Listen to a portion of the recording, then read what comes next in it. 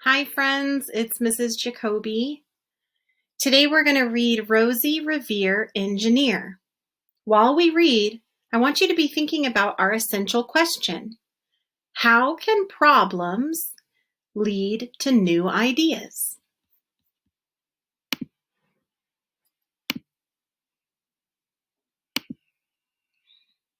Rosie, Revere, Engineer by Andrea Beatty. This is the story of Rosie Revere, who dreamed of becoming a great engineer. In Lila Greer's classroom at Blue River Creek, young Rosie sat shyly, not daring to speak. But when no one saw her, she peeked in the trash for treasures to add to her engineer's stash.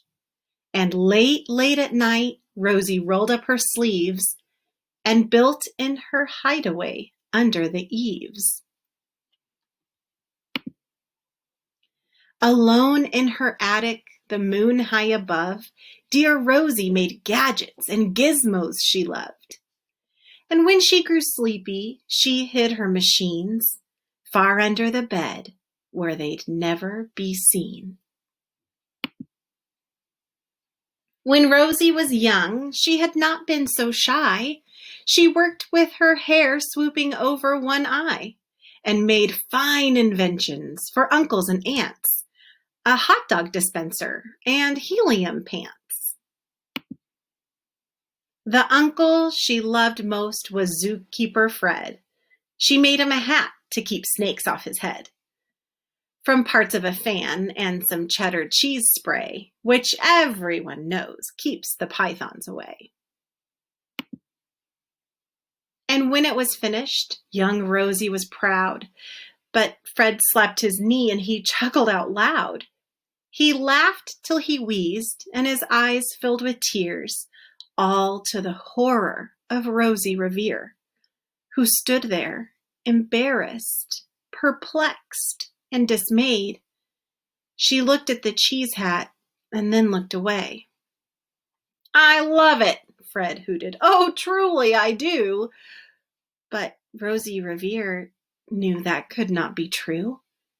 She stuck the cheese hat on the back of her shelf, and after that day, kept her dreams to herself. And that's how it went until one autumn day, her oldest relation showed up for a stay. Her great-great-aunt Rose was a true dynamo. She'd worked building airplanes a long time ago. She told Rosie tales of the things she had done and goals she had checked off her list one by one. She gave a sad smile as she looked to the sky. "The only thrill left on my list is to fly. But time never lingers as long as it seems. I'll chalk that one up to an old lady's dreams." That night, as Rosie lay wide-eyed in bed, a daring idea crept into her head. Could she build a gizmo to help her aunt fly? She looked at the cheese hat and said, "No, not I." But questions are tricky, and some hold on tight, and this one kept Rosie awake through the night. So when dawn approached and red streaks lit the sky, young Rosie knew just how to make her aunt fly. She worked and she worked till the day was half gone, then hauled her cheese copter out onto the lawn to give her invention a test, just to see the ridiculous flop it might turn out to be. Strapped into the cockpit, she flicked on the switch. The helio cheese copter sputtered and twitched. It floated a moment and whirled round and round, then froze for a heartbeat and crashed to the ground. Then Rosie heard laughter and turned round to see the old woman laughing and slapping her knee. She laughed till she wheezed and her eyes filled with tears, all to the horror of Rosie Revere, who thought, oh no, never, not ever again will I try to build something to sputter or spin, or build with a lever, a switch, or a gear, and never will I be a great engineer. She turned round to leave, but then great Aunt Rose grabbed hold of young Rosie and pulled her in close, and hugged her and kissed her and started to cry. You did it! Hooray! It's the perfect first try.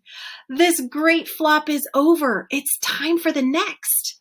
Young Rosie was baffled, embarrassed, perplexed. I failed, said dear Rosie. It's just made of trash. Didn't you see it? The cheese copter crashed. Yes, said her great aunt. It crashed, that is true.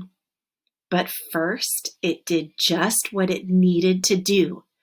Before it crashed, Rosie, before that, it flew. Your brilliant first flop was a raging success. Come on, let's get busy and on to the next.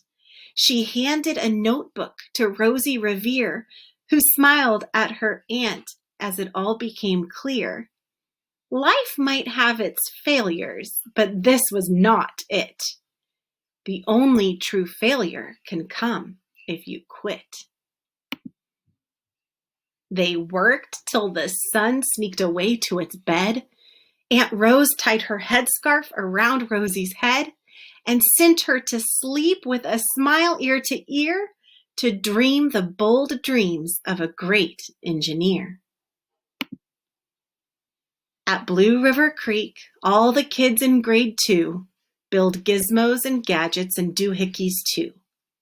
With each perfect failure, they all stand and cheer, but none quite as proudly as Rosie Revere.